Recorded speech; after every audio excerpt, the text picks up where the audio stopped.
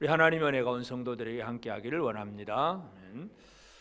이사야 선지자처럼 이 포로 이후에 바벨론 포로 이후에 있을 하나님의 회복에 대한 예언의 말씀을 주고 있습니다. 그래서 이 유다 백성들은 물론 이사야 당시는 아직 바벨론 포로가 안 된 시대지만 나중에 포로가 되고 그 다음에 그 포로 이후에 어떻게 회복이 되는가에 대한 그런 예언의 말씀이기 때문에 늘 우리 안에 계신 하나님이 우리에게 어떤 하나님이 되시는가를 이해하는 게 참 중요합니다.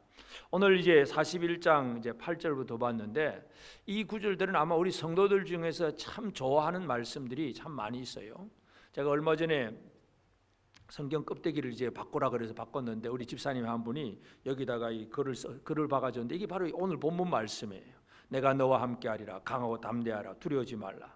너 함께하리라. 함께하리라. 참 좋아하는 말씀들이죠. 좋아하는 말씀들인데 그냥 좋아만 할 것이 아니라 진짜 이 말씀이 우리에게 하나님 말씀이 되었다면 이 말씀으로 인해서 우리가 어떻게 사느냐가 참 중요합니다. 오늘 이제 이 본문을 보면 하나님께서 우리를 도와주실 것, 자기 백성들에 대해서 도와주실 것에 대한 회복에 대한 약속의 말씀을 주는데 삼중으로 세 번에 걸쳐 세 번 반복해서 연속해서 말씀하는 그런 내용을 보게 됩니다. 그래서 세 가지 호칭이 나오고 세 가지 마음들이 나오고 세 가지 행동들이 나오는데 하나님께서 이스라엘을 어떻게 부르시느냐. 첫째는 호칭의 문제. 우리가 누군가를 호칭 부른다는 것이 참 그 마음에 있어야 호칭이 나오잖아요. 예를 들어서 제가 참 이 호칭 중에서 마음에는 안 들지만 그래도 인정을 해주는 게 하나 있어요. 신혼부부들한테 가보면 이 부인이 신부가 신랑에게 오빠 오빠 그래요. 그러면 생각을 상식적으로 이해가 되십니까? 결혼을 한 사람이 뭐 여동생하고 오빠하고 결혼한 거예요. 뭐예요 도대체? 말은 안 되죠. 그러나 그것이 하나의 애칭으로는 느껴질 수는 있어요. 말은 안 되지만 어떤 경우 좀 더 심하면 뭐 그냥 아빠라고 얘기하는 경우도 있고 참 말한다는 경우들이 꽤 있어요.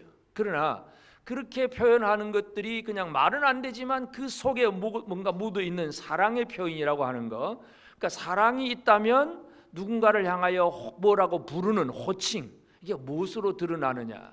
하나님이 이스라엘을 부르셨을 때 세 가지로 호칭을 합니다.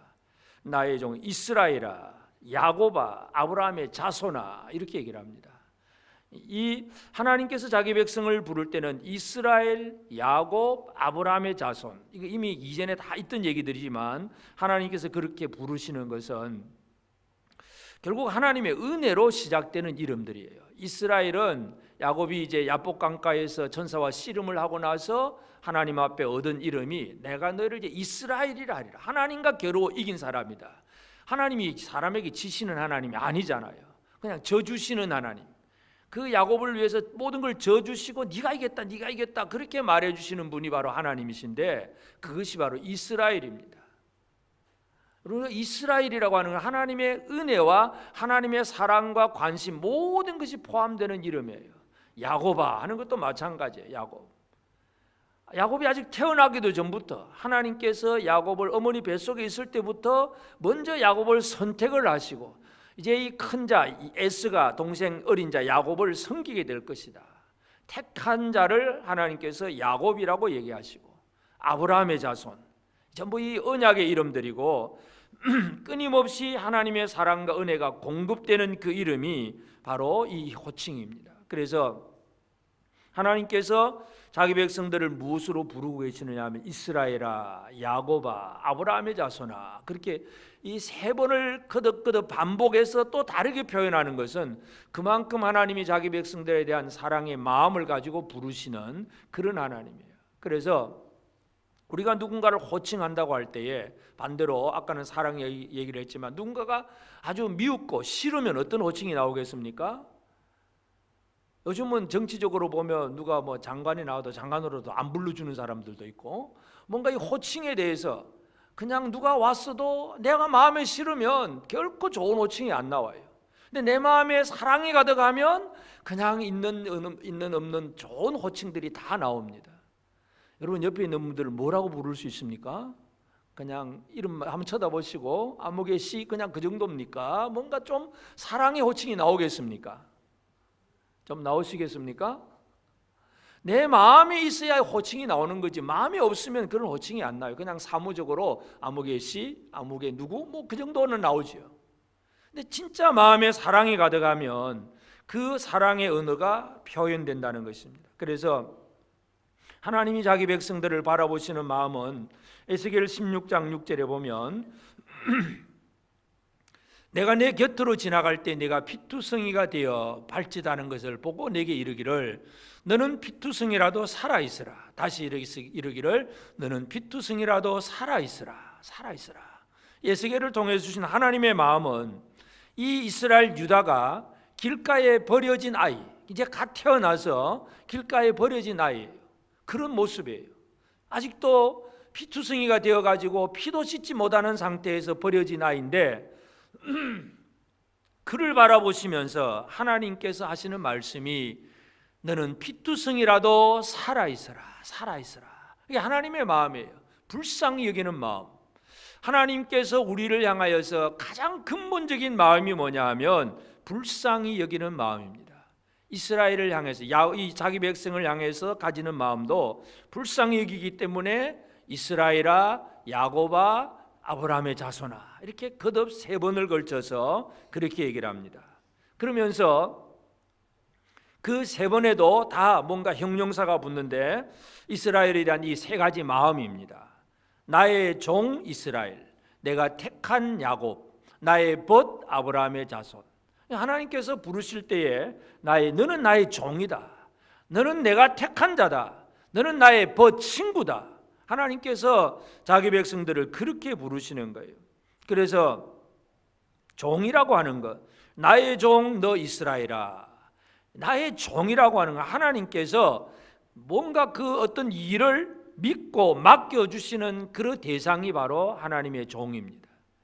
하나님의 종은 이제 계속해서 우리가 지난 시간에도 살펴봤지만 고레스라고 하는 이 하나님의 종으로서 쓰임받는 사람 얘기가 뒤에도 계속 나오게 되는데, 하여튼 하나님은 이 하나님의 종을 통해서 하나님의 일을 하십니다. 그러니까 이 이스라엘은 누구냐? 하나님의 일을 하는데 하나님께서 뭔가 일을 맡겨주시는, 믿고 맡겨주는 분이 바로 그 사람이 바로 하나님의 종입니다. 레위기 25장 42절에 보면 그들은 내가 애굽 땅에서 인도하여 낸 내 종들이니 종으로 팔지 말 것이다. 이제 그 앞에 있는 얘기는 이스라엘 종들을 함부로 노예로 종으로 팔아먹지 말라 그 얘기예요. 왜 그런 말씀을 하느냐 하면 그들은 내가 애굽 땅에서 인도하여 낸 내 종이다. 나의 종인데 인간의 종으로 팔아먹지 말아라. 바로 그 얘기. 하나님의 종은 하나님의 소유이지 사람들이 마음 놓고 팔아버리고 마음대로 물건처럼 취급하는 그런 대상이 아니라는 얘기입니다. 그래서 나의 종 그러면 하나님이 믿어주시는 대상이고 하나님이 존귀하게 여겨주시는 그 대상이 바로 나의 종 이스라엘아 하는 얘기예요. 또 내가 택한 야곱, 택했다. 이 택했다는 얘기는 그 밑에도 보면 9절에도 내가 땅끝에서부터 너를 붙들며 땅 모퉁이에서 너를 부르고 내게 이르기를 너는 나의 종이라. 내가 너를 택하고 싫어하여 버리지 아니하였다. 택했다는 얘기는 버리지 않았다, 싫어하여 버리지 않았다. 얘는 내 것이 너무너무 좋다는 얘기죠. 하나님의 선택 속에 하나님은 그 왜 택하느냐?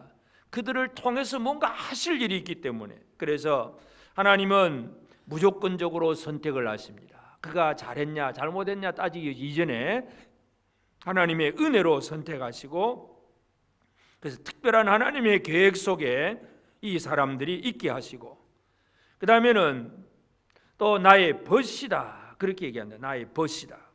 그래서 하나님의 그 어떤 선택은 하나님의 종들을 뭔가 어떤 일을 맡겨주시는 거예요. 신명기 7장 6절에 보면 너는 여호와 내 하나님의 성민이라. 내 하나님 여호와께서 지상 만민 중에서 너를 자기 기업의 백성으로 택하셨나니. 지상 만민 중에서 택했으면 이 선택을 해서 하나님이 일을 맡깁니다. 그러면서 그들과의 관계 속에서 하나님은 나의 벗이다, 친구다 그렇게 얘기를 합니다. 벗이라고 하는 말은 가장 깊은 친밀한 관계, 하나님과의 그 교제, 하나님과의 사귐, 요한 1세에 보면 사귐, 고이노니아라고 하는 단어를 사용하는데, 하나님은 자기 백성들을 이처럼 종이다, 택한 자다, 나의 벗이다, 이런 얘기예요. 이건 결국은 자기 백성들을 향한 하나님의 마음의 표현이에요. 마음의 표현. 그래서 내가 믿어준다, 내가 너를 믿어준다. 믿을 것이 없어요. 그러나 믿어준다는 것이고, 또 이 싫어버리지 않는 선택한 자다. 내가 너를 택했다. 나는 너를 싫어해서 버리지 않겠다는 얘기고, 그래서 이들을 통해서, 택한 자를 통해서 하나님의 어떤 꿈, 하나님의 비전을 성취하시기를 원하고, 그리고 또 하나님은 그들을 벗이라고 얘기를 해줘. 벗, 친구. 그래서 그 친밀하고 깊은 교제의 관계 속에서 늘 함께 하시는 그런 은혜를 누리게 됩니다. 그래서 하나님은 자기 백성들을 바라보면서 이스라엘아, 야곱아, 아브라함의 자손아, 그러면서 나의 종이다, 내가 택한 자다, 나의 벗이다, 막 이렇게 얘기를 해주세요. 이게 누구를 향한 말씀이에요? 문자적으로는 결국 유다 백성들을 향한 말씀이긴 하지만, 바로 오늘 우리는 우리에게 주신 하나님의 음성으로 들을 수 있어야 됩니다. 하나님이 여러분을 친구로 삼아 주십니다. 아멘. 하나님께서 우리가 하나님의 종으로, 하나님이 우리를 믿어주시고 일을 맡겨주시는 거예요. 믿어주는 사람이에요. 옆에 있는 분들이 하나님께서 믿어주시는 사람임을 꼭 기억하시기를 바랍니다. 옆 사람에게 한번 얘기하시죠. 하나님께서 당신을 믿어주는 하나님의 종입니다. 종은 주인이 그냥 믿고 다 맡기는 거예요. 5달란트, 2달란트 다 갖다 맡기는 거지, 안 믿어주면 줄 수가 없잖아요. 다 믿고 맡겨주는 거예요. 그리고 그냥 또 택해서 그 관계, 깊은 관계를 통해서 계속해서 하나님의 은혜를 주세요. 그리고 이런 세 가지 마음, 그리고 이제 또 여기 보면 세 가지의 행동도 여기서 말씀하는데, 택하고 부르고 붙드신다, 그렇게 표현을 합니다. 하나님의 선택, 하나님의 소명, 하나님께서 붙들어 주시는 어떤 행동, 은혜의 행동, 이런 것들이 오늘 우리에게 있어서는 너무나 큰 복입니다. 하나님께서 우리를 택했다는 것은 하나님의 그 무조건적인 선택 속에 우리가 들어가는 것이고, 하나님의 부르심이라고 하는 것은 특별한 계획 속에 우리가 이제 들어가서 하나님의 일을 하는 사람이 되는 것이고, 그 일을 할 수 있도록 하나님은 우리를 붙들어 주시겠다고 하는 그 말씀을 주십니다. 특별히 10절 그 뒤에 보면 참으로 너를 도와주리라, 참으로 나의 의로운 오른손으로 너를 붙들리라. 하나님께서 의로운 오른손으로 붙들어 주신다고 말씀합니다. 하나님의 손으로 붙들어 주는데, 그다음에 13절에도 보면 이는 나 여호와 너희 하나님이 내 오른손을 붙들고 내게 이르기를 두려워하지 말라, 내가 너를 도우리라. 하나님의 오른손이 자기 백성들의 오른손을 붙들어 주신다고 말씀을 합니다.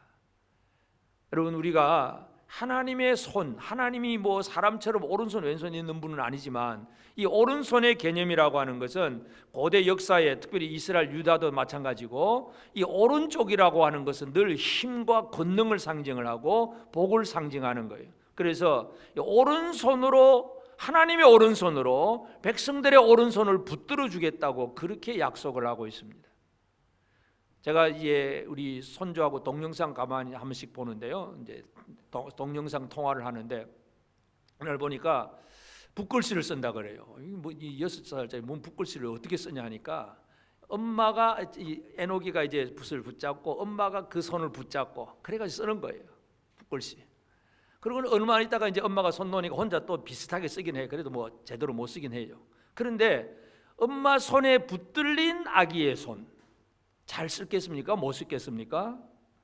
아기 실력보다는 훨씬 잘 쓸 수 있죠.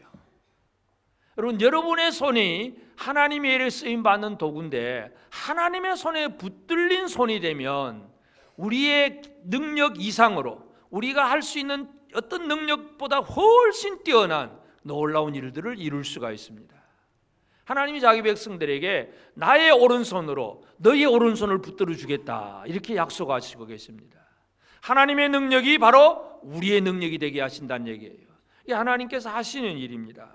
택하고 부르고 붙들어주고. 그래서 모세는 이스라엘 백성들을 얘기하면서 백성들에게 이제 가나안 땅을 정복을 해야 될 때에 무슨 얘기를 하냐면 신명기 31장 6절에 너희는 강하고 담대하라, 두려워하지 말라, 그들 앞에서 떨지 말라. 이는 내 하나님 여호와 그가 너와 함께 가시며 결코 너를 떠나지 아니하시며 버리지 아니하실 것임이라.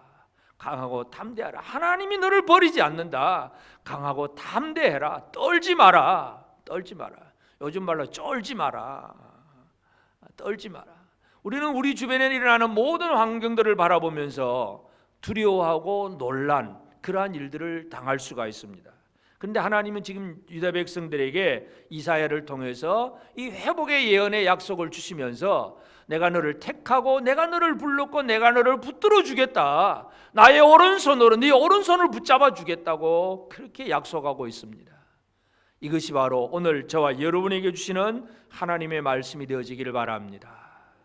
하나님은 자기 백성들에게 이와 같이 약속을 하셨어요. 이사야를 통해서 내가 붙들어 주겠다. 너 이스라엘아, 야곱아, 아브라함의 자손아, 나의 종이고 나의 택한 자이고 나의 벗 아브라함의 자손. 하나님은 자기 백성을 그렇게 여기시는 거예요.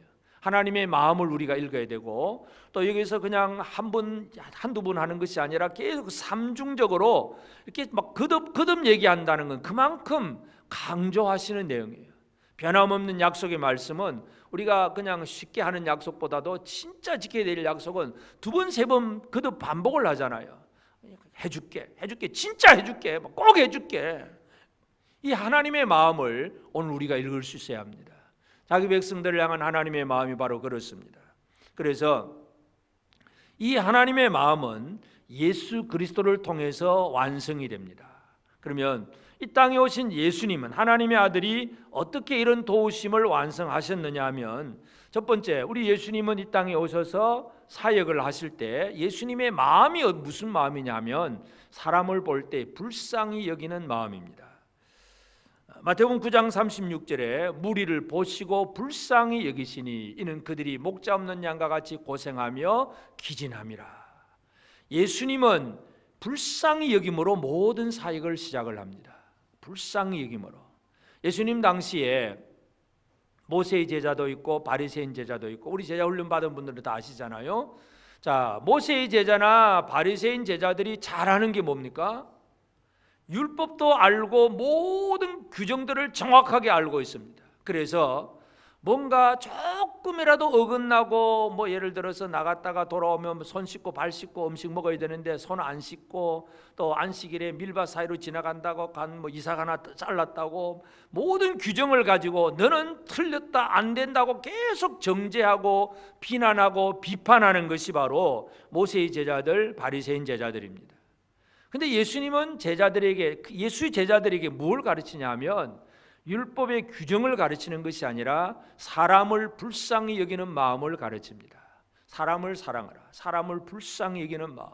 예수님의 모든 사역들은 불쌍히 여김으로 모든 일이 시작이 되는 거예요. 니는 왜 그래? 하고 막 일일이 따지기 시작을 하면 아무도 주의 은혜를 누릴 수가 없습니다. 우리는 누군가의 잘못을 향해서 쉽게 분노하고 정죄는 쉽게 할 수 있지만 참 불쌍히 여기고 은혜를 베푸는 거, 이건 쉽게 잘 안 되잖아요. 그러나 그것이 기독교입니다. 그것이 예수님입니다. 오늘 우리는 예수님께서 하신 일은 무리를 불쌍히 여김으로 결국은 무리를 위해서 십자가에 달려 죽기까지 복종하신 분이 바로 우리의 예수님입니다. 이 예수님을 우리가 믿고 살아야 됩니다. 예수님은 사람을 불쌍히 여기는 이 마음으로 모든 일을 시작을 했습니다. 이 시대에는 이 불쌍히 여김이 없어요. 물론 세상이니까 정치적으로나 그런 것들이니까 예수님하고 별 상관이 없다 보니까 분노심, 증오심, 그냥 모든 것을 그냥 상대방을 향해서 저주와 욕을 퍼붓는 그런 일들이 세상에 너무 많습니다. 그러나 이 세상을 온전케 할 수 있는 것은 예수 그리스도밖에 없습니다. 그 예수는 바로 불쌍히 여김으로 모든 일을 시작을 합니다. 누군가를 향하여 불쌍히 여기는 마음, 사랑하는 마음을 가질 때에 하나님의 놀라운 일들이 이루어지는 것입니다. 오늘 저와 여러분이 어떻게 구원을 받을 수 있습니까? 우리를 불쌍히 여겨주신 예수 때문에 구원을 받는 것이지 내가 뭔가 착하고 잘나서 구원받는 게 아니에요. 주님이 나를 불쌍히 여기시는 그 일 때문에 오늘 우리는 생명의 은혜를 누리고 사는 것입니다. 예수님이 이 땅에 오셔서 하신 것이 바로 불쌍히 여김으로 사역을 시작을 하셨습니다. 그리고 예수님은 이 무리들, 그 불쌍한 무리들 중에서는 이제 특별히 어떤 사역을 위해서 제자들을 선택을 하셨잖아요. 12제자를 뽑으시고, 그리고 그 제자들을 마지막으로 이제 마지막 6월절 자리에서 예수님은 그 제자들을 친구라고 말씀을 해요. 친구. 요한복음 15장 15절에 보면 이제부터는 너희를 종이라 하지 아니하리니 종은 주인이 하는 것을 알지 못함이라 너희를 친구라 하였노니 내가 내 아버지께 들은 것을 다 너희에게 알게 하였음이라. 예수님은 제자들을 친구라고 말씀을 합니다. 그만큼 친밀감이 있도록 그렇게 하시는 건데, 물론 이것은 단순히 그냥 사이 좋다는 그런 개념 정도가 아니에요. 더 큰 의미가 있는데, 제자들을 단순하게 그냥 종으로 부리는 것이 아니라 이제 너희는 내 친구다, 친구. 이제 십자가에 달리고 이제 부활하셔서 하늘로 올라가실 예수님께서 이 땅에 남겨둔 제자들을 예수님은 친구라고 말씀을 하십니다. 여러분은 예수님의 친구가 되셨습니까? 제자가 되고 하나님의 사역을 감당할 그 주님과의 깊은 관계 속에서 친구가 이루어지는 겁니다. 친구라고 하는 단어는 헬라어로 필로스라고 하는데, 필로스라고 하는 단어, 이 단어를 또 언제 쓰느냐 하면 빌라도가 예수님을 재판을 할 때에 이 총독 빌라도가 예수를 재판하려고 아무리 살펴봐도 죄가 없어.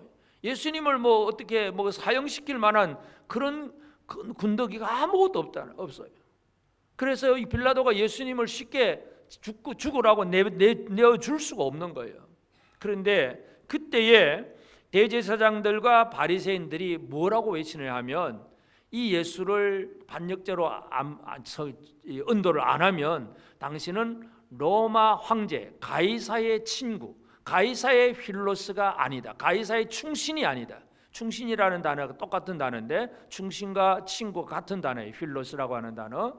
그러니까 그 당시에 로마 황제에게는 지금도 마찬가지지만, 예를 들어서 대통령과 왕과 가장 가까운 사람, 그냥 1대1로 언제나 독대를 할 수 있는 사람이 바로 친구예요. 이는 장관이나 이런 보통 관직보다 훨씬 그 왕과의 관계가 깊습니다. 그러니까 로마 황제에게도 그런 친구가 몇 사람이 있어요. 그러니까 빌라도도 황제를 마음껏 들어가서 그 황궁에 가서 아련할 수 있는, 황제와 대화할 수 있는 그런 관계가 바로 그 황제의 충신, 황제의 필로스예요. 예수님은 제자들에게 바로 너희들은 이제 내 친구다. 언제든지 나와 만나고 독대하고 나하고 함께 하자. 언제든지 와도 괜찮아. 나한테 올 때 절차 따지지도 말고 면담 요청서 낼 것도 없이 그냥 언제든지 만나자. 여러분 옆에 있는 분들 언제든지 만날 수 있는 분들입니까? 한번 찾아보시고. 언제나 찾아와도 괜찮겠습니까? 집에 오든 직장을 찾아오든 언제나 찾아와도 괜찮겠습니까? 이거 안 왔으면 좋겠다, 내가 바쁜데, 그러면 그때부터는 뭔가 문제가 있다는 거잖아요. 이 친구의 개념은 언제든지 가까이 할 수 있는, 항상 가까이 할 수 있는 이 사람이 바로 예수의 친구들입니다. 예수님은 제자들을 친구로 만들어 주셨어요. 친구는 그 친구의 계획과 목적과 그 하는 모든 마음과 뜻을 다 알고 있는 거예요. 종은 주인이 하는 것을 알지 못합니다. 그러나 친구는 모든 것을 아는 사람입니다. 예수님은 우리를 그런 사람으로 만들어 주십니다. 물론 아무나 만들어 준 게 아니에요. 제자가 친구가 되는 거예요. 무리가 제자가 되고 제자가 친구가 되는 이 과정을 우리가 잘 이해를 해야 됩니다. 그래서 예수님은 이 사람들, 특별히 그 갈릴리 어부들, 평범한 아주 세상 속으로 보면 별 보잘것도 없는 사람들이었지만 그들이 하나님의 아들의 친구로서 뭔가 일을 할 수 있는 자로, 그렇게 너희를 나의 친구다, 그렇게 얘기를 해줍니다. 그리고 그 친구에 대해서 예수님이 하시는 일이 뭡니까? 약속이 세상 끝날까지 붙들어 주겠다는 약속입니다. 여러분, 우리가 예수의 친구가 되었다는 것은 단순히 그냥 이제 사이가 좋아서 좋다 이 정도의 개념이 아니에요. 예수님은 이 제자들, 친구가 된 제자들을 끝까지 붙들어 준다고 약속을 합니다. 우리가 잘 아는 말씀이죠. 마태복음 28장 20절에 내가 너에게 분부한 모든 것을 가르쳐 지키게 하라. 볼지어다 내가 세상 끝날까지 너희와 항상 함께 있으리라. 예수님은 그 친구들에게 세상 끝날까지 항상 함께 있을 것이라고 그렇게 약속을 합니다. 여러분, 이 약속을 받은 분들입니까? 주님으로부터 이 약속을 받았다는 건 얼마나 큰 복인지 모릅니다. 그러면 함께 한다는 개념, 주님이 우리와 함께 한다는 개념은 어떤 식의 표현이냐면 요한복음 15장 5절에 나는 포도나무요 너희는 가지라. 그가 내 안에 나는 내가 그 안에 거하면 사람이 열매를 많이 맺나니 나를 떠나서는 너희가 아무것도 할 수 없음이라. 포도나무 줄기가 가지에 계속해서 영양을 공급을 해주면 결국은 그 가지 안에 많은 열매를 맺습니다. 결국 함께 한다는 얘기는 우리가 하나님, 이 포도원 농부 주인의 그 기쁨이 되는 그런 열매를 많이 맺을 수 있도록 우리에게 힘과 은혜를 계속해서 공급하시는 분이 바로 우리의 친구 되신 예수 그리스도입니다. 그래서 도와주리라 붙들어주리라 할 때에 우리의 오른손을 붙들면 이 오른손으로 많은 열매를 맺는 사역을 할 수 있도록 주님이 우리를 붙들어 주십니다. 별로 아멘 반응이 별로 크질 않네. 주님이 여러분의 손을 붙들어 주십니다. 주님이 내 오른손을 붙들어 주어서 이 오른손의 사역을 할 수 있도록 해주시는 거예요. 내가 기대하는 능력 이상으로 내가 어떻게 해볼 나는 이것밖에 안 되는데 주님이 붙들어 주시면 더 크고 놀라운 일을 이루잖아요. 그러니까 예수님 제자들이 그런 약속까지 하잖아요. 너희가 이제부터 내가 나보다 더 큰 일을 행하리니, 더 큰 일. 주님이 그러한 손, 붙들어 주시는 손으로 우리는 놀라운 일들을 해나갈 수 있습니다. 그러므로 이제 오늘 우리는 이러한 하나님의 도우심에 대해서 우리가 어떻게 살아가야 되느냐. 첫 번째 우리는 기억해야 될 것은 나는 누구인가? 나는 하나님의 도우심을 받는 사람이다 하는, 내가 하나님의 택함받은 선민이라고 하는 그 사실에 대한 정체성을 가지는 것이 가장 중요합니다. 하나님께서 이스라엘아, 야곱아, 아브라함의 벗사, 자손아 뭐 이렇게 계속 이렇게 여러 가지로 호칭하는 것은 그들에 대한 사랑과 관심의 표현이에요. 관심의 표현. 이 얘기는 관심을 이렇게 표현한다는 얘기는 내가 하나님 앞에 사랑받는 자구나, 이거 깨닫게 하시는 하나님의 의도예요. 우리는 이 성경을 통해서 하나님은 우리로 하여금 우리가 하나님의 사랑을 얼마나 어떻게 받고 있는가를 알게 하시는 그 하나님의 마음을 읽어야 됩니다. 우리는 하나님의 사랑을 받는 자가 되었다는 사실을 확신해야 합니다. 사도 바울도 이방인 성도들에게 그런 얘기를 해줍니다. 에베소 2장 19절에 보면 그러므로 이제부터 너희는 외인도 아니요 나그네도 아니요 오직 성도들과 동일한 시민이요 하나님의 권속이다. 하나님 나라 백성이고 하나님의 권속, 하나님의 가족, 하나님의 아들들이다. 전에는 우상 숭배하고 전에는 하나님을 몰랐던 사람들인데 예수 안에서 이제는 외인도 아니고 나그네도 아니고 성도들과 동일한 시민이고 하나님의 권속이다. 하나님의 식구들이다. 이 정체성에 대해서 사도 바울이 계속 강조를 합니다. 그래서 다시 말해서 우리는 내가 하나님 앞에 사랑받고 있다는 사실을 꼭 기억을 해야 됩니다. 여러분, 요즘 많이 어떤 사람들은 막 힘들 때마다 우울증이 많이 걸리잖아요. 우울증. 근데 우울증이 뭐냐 하면 내가 누구인가를 잃어버려서 그렇습니다. 내가 하나님 앞에 사랑받고 있다는 것, 이것만 확신한다면 여기에서 모든 감사와 기쁨이 나오고 그러한 우울증 같은 것들은 다 사라지게 됩니다. 근데 어느 순간 이게 자꾸 희미해지니까 하나님이 나를 사랑하는가 사랑하지 않는지, 내가 기도해도 하나님 안 들어주고, 내가 뭐 오랫도록 아파서 기도했는데 하나님 빨리 치유도 안 해주고, 하나님이 나를 사랑하는지 안 사랑하는지 모르겠다, 이제 이런 생각들이 들어오면 그때부터 이제 막 우울증 같은 것들이 시작이 됩니다. 하나님은 여러분을 사랑하십니다. 옆 사람을 향해서 한 번 더 확인을 시켜주십시다. 하나님은 당신을 극진히 사랑하십니다. 내가 하나님의 사랑을 받고 있다는 이 사실, 이 사실에 대한 확신을 우리는 분명히 가져야 됩니다. 그리고 그 사랑 속에서 하나님의 도우심, 하나님의 그 도우심이 분명한 것에 대한 확신, 이것을 가져야 됩니다. 성경에 보면 모세라든지 다윗이라든지 엘리야라든지 모든 성경의 인물들이 어떤 사역들을 그렇게 해나갈 수 있었습니까?